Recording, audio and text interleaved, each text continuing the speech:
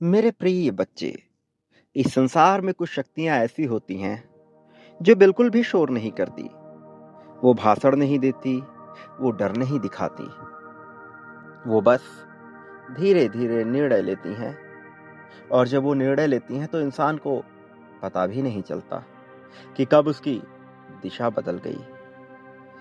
आज ये संदेश उसी अदृश्य शक्ति के बारे में है जो तुम्हारे जीवन की दिशा बदलेगा, जो तुम्हारे हिस्से उस नई कहानी को लेकर आएगा जिसकी वजह से तुम्हारे अंदर एक उम्मीद है, जीतने की आशा है।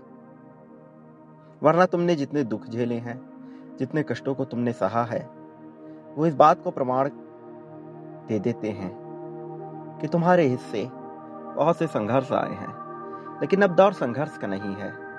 अब दौर ऐसा नहीं रहा जिसमें तुम्हें सदैव चुनौतियों का ही सामना करना पड़े। कुछ तो ऐसा होगा जिससे तुम्हारा जीवन बदले। कुछ तो ऐसा होगा जिससे नई कहानी नए हिस्से से लिखी जाए। ये संदेश उसी बारे में है मेरे प्रिय बच्चे। ये जिंदगी जो तुमने देखी है, जो तुमने चुनी है, इसमें बहुत से फैसले तुम्हारे हक में नहीं गए। बहुत से फैसलों पर तुम्हें पछतावा करना पड़ा।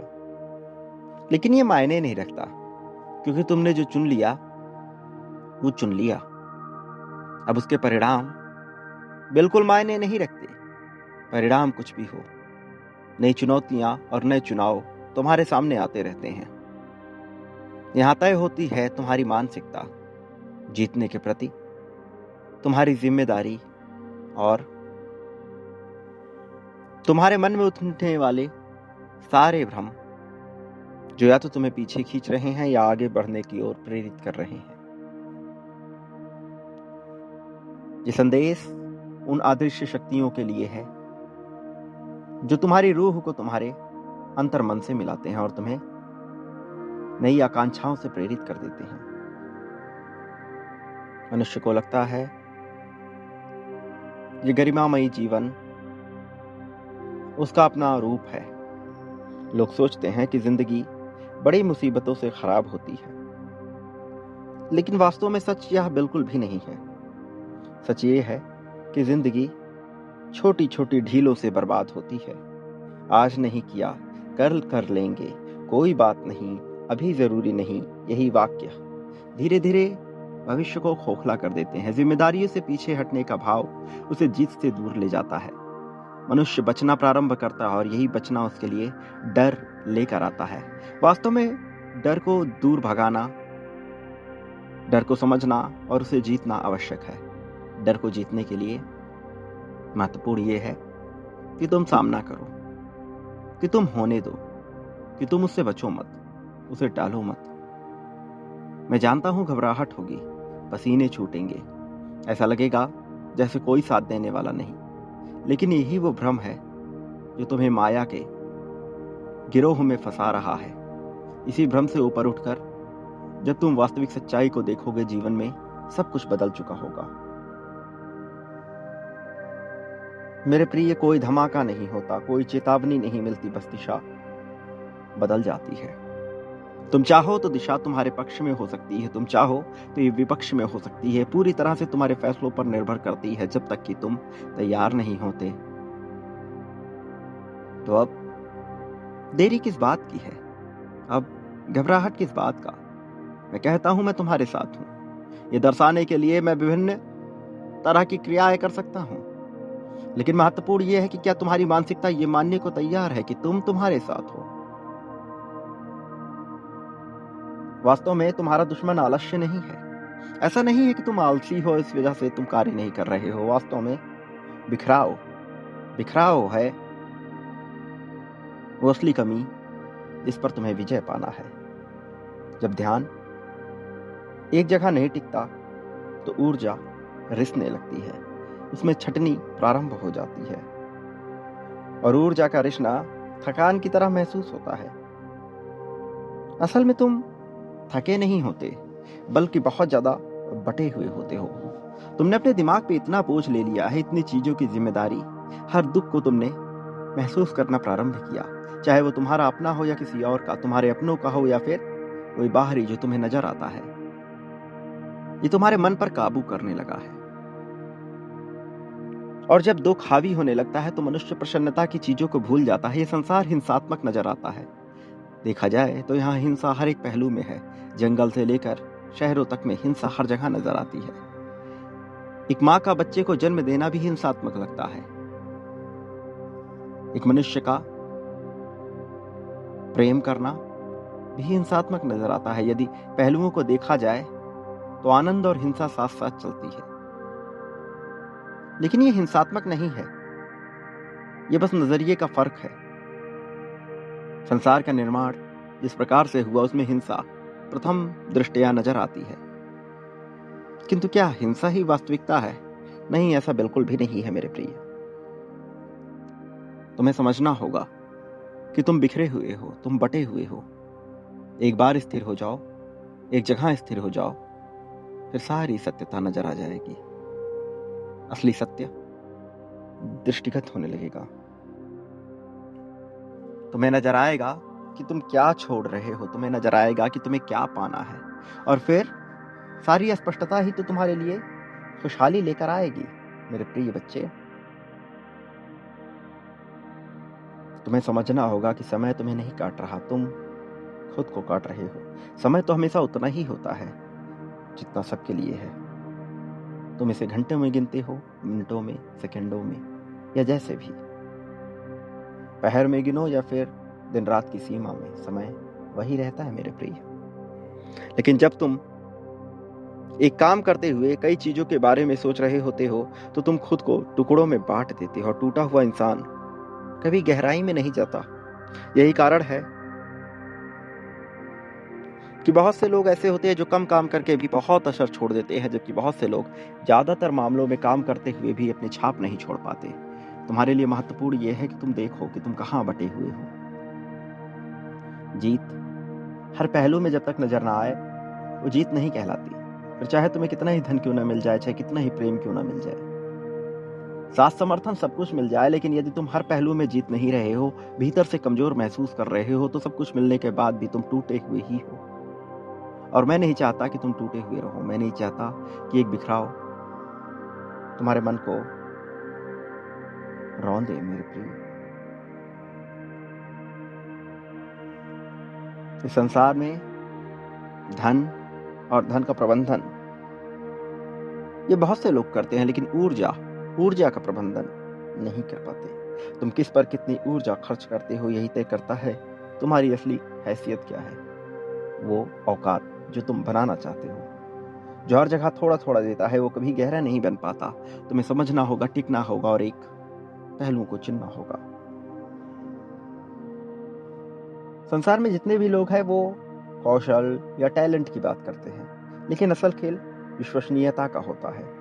क्या तुम वही करते हो जो तुम कहते हो? क्या तुम समय पर पहुंचते हो?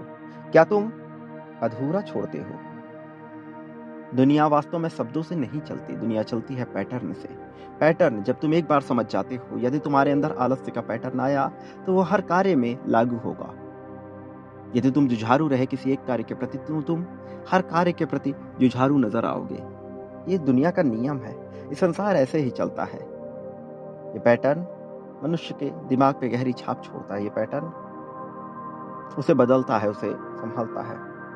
अनुशासन वास्तव में कोई सख्ती नहीं है, यह अनिवार्यता के नियम को समझना है।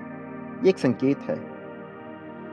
संकेत अनुशासित व्यक्ति यह संकेत देता है कि वह खुद पर नियंत्रण रखता है, और जो खुद पर नियंत्रण रखता है उसे जिम्मेदारी देना सुरक्षित होता है। और यही कारण है कि तब ब्रह्मांड जिम्मेदारी सौंपता है। जब तुम अनुशासित नजर आते हो तो ब्रह्मांड जिम्मेदारी सौंपता है। और याद रखो, बड़ी जिम्मेदारी के साथ बड़ी शक्तियां भी आती हैं। तो हाँ, निश्चित तौर पर तुम्हें जिम्मेदारी मिलती है, लेकिन उसी पर मिलती है बहुत सारी ताकत जो सब बदल दे, ताकत जिसे तुम उपभोग कर सको। एक राजा, एक पालक, एक ऐसा मनुष्य जिसके पास बहुत जिम्मेदारी होती है, वो निश्चित तौर पर बहुत से उपभोग भी करता है, क्योंकि वो बहुत सी ताकतों को समेटे रखता है। लेकिन इसके लिए आवश्यक है कि उसमें वह योग्यता हो। कई बार ये जन्मजात मिल जाती है, कई बार ये अन्य गुणों की वजह से मिल जाती है। तुम्हें मिल रही, तुम्हें मिलनी चाहिए, तुम्हें मिलनी है, क्योंकि ये तुम्हारे योग्य है मेरे प्रिय बच्चे। क्या तुम समझ रहे हो जो मैं तुम्हें बताने का प्रयास कर रहा हूं? ये सच्चाई है। तुम इस सच्चाई को देखो। जीवन के पैटर्न तय करते हैं कि आगे भविष्य तुम्हारा कैसा होगा। तुम्हारे पास अभी मौका है ये जानने का, ये समझने का कि वास्तविक सच्चाई क्या है। तुम जिस बबल में फंसे हुए हो उससे बाहर निकल कर देखो। ये दुनिया तुम्हें नजर आएगी। वास्तव में इस दुनिया का अस्तित्व कब तक है? जब तक तुम इस शरीर में इस चेतना के साथ हो। इस शरीर के मरते ही ये चेतना कहीं और बिखर जाएगी। निश्चित तौर पर यह दुनिया तब भी रहेगी, लेकिन तुम्हारे इस पहलू से, इस वजूद से नहीं रहेगी। इसलिए तुम्हें इस शरीर का ख्याल रखना होगा।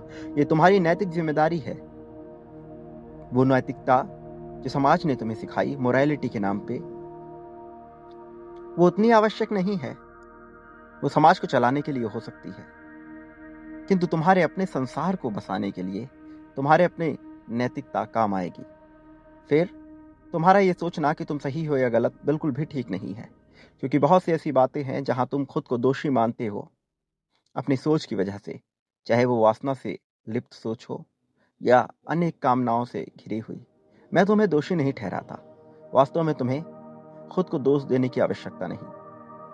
प्रेम के मामले में जिसे तुम ईमानदारी मानो या ना मानो, जिसे समाज ईमानदार माने या ना माने, यह आवश्यक नहीं। तुम्हारी अपनी नजरों में तुम तय करोगे तुम्हारी नैतिकता को, और फिर उससे तय होता है तुम्हारा वास्तविक उद्देश्य क्या है।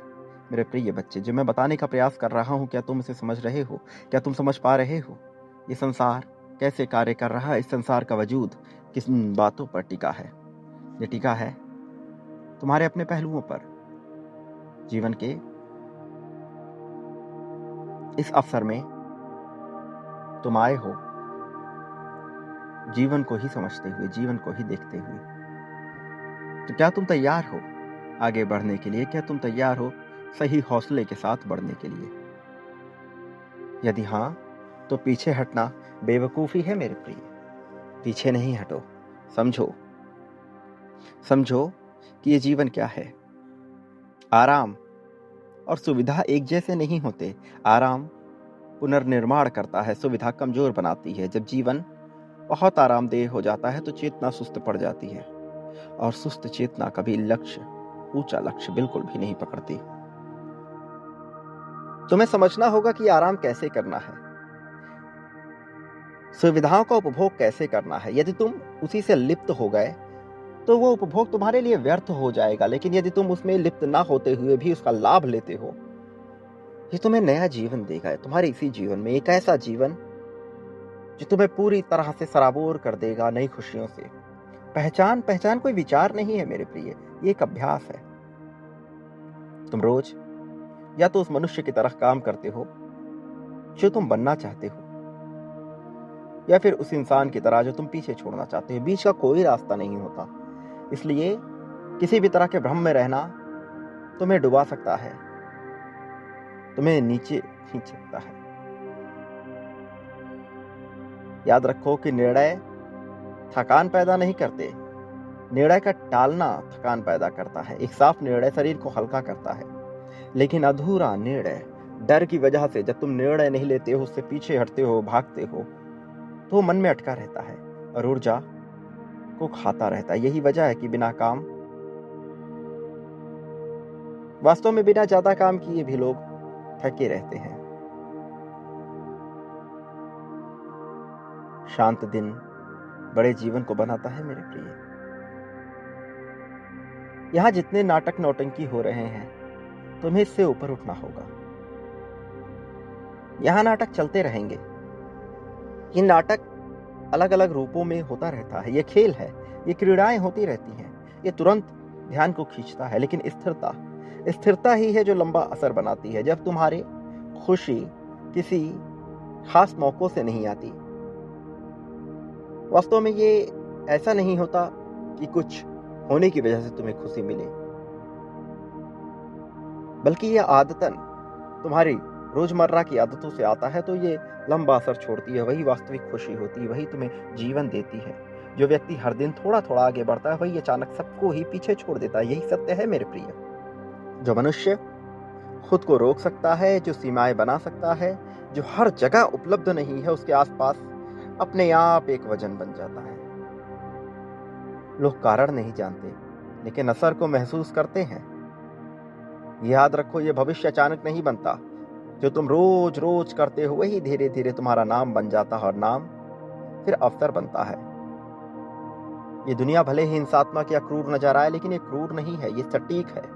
ये उसी को आगे बढ़ाती है जो टिक सकता है, जो दोहरा सकता है, जो भरोसेमंद है। भावनाएं नहीं, पैटर्न पैटर्न चुने जाते हैं मेरे प्रिय। क्योंकि टैलेंट तो बहुतों के पास है। निरंतरता निरंतरता ऐसी चीज है जो बहुत कम के पास है। और निरंतरता किसी प्रेरणा से नहीं आती है, वो आती है स्पष्ट जीवन शैली से। जब तुम्हारी जीवन शैली, तुम्हारे जीने की प्रक्रिया तय होती है, तभी आती है। कोई छुपा जादू नहीं, कोई गुप्त मंत्र नहीं, बस एक साफ नियम। जो खुद को गंभीरता से लेता है, दुनिया उसे हल्के में नहीं लेती है। और जो खुद को टालता रहता है, दुनिया भी उसे टाल देती है। मेरे प्रिय, तुम्हारे भीतर आने वाला जोश ये साधारण नहीं है, ये किसी कारण से आ रहा है। ये एक पैटर्न है, पैटर्न जो तुम चुनते हो, और यही तुम्हें जीत की ओर लेकर जाती है। मेरे प्रिय बच्चे, तुम्हें जीतना ही होगा। संसार चाहे कुछ भी कहे, चाहे किसी भी तरह के निर्णयों से ग्रसित हो, लेकिन तुम्हें जीतना होगा। यही तुम्हारी वास्तविकता है, और तुम्हें अपनी वास्तविकता को छोड़ना नहीं है, तुम्हें अपनी वास्तविकता को चुनना है। तुमने चुना है, तुमने चुना है इस जीवन को, तो इस जीवन की सच्चाई को भी तुम्हें चुनना होगा। तुम आगे बढ़ते हो, तुम्हें आगे बढ़ने से भला कौन रोक पाएगा? किसमें है इतनी क्षमता, इतना सामर्थ्य जो तुम्हें आगे बढ़ने से रोक सकेगा? तुम्हें कोई आगे बढ़ने से नहीं रोक सकता मेरे प्रिय बच्चे। मैं तुम्हारे साथ हूँ, ये जीवन तुम्हारे साथ है, संसार तुम्हारे साथ है, नियम तुम्हारे साथ है, और ब्रह्मांड नियमों का पुलिंदा है। तुम इस बात को जानते हो, तो तुम्हें इन नियमों को जानना होगा, समझना होगा, इसे अपनाना होगा।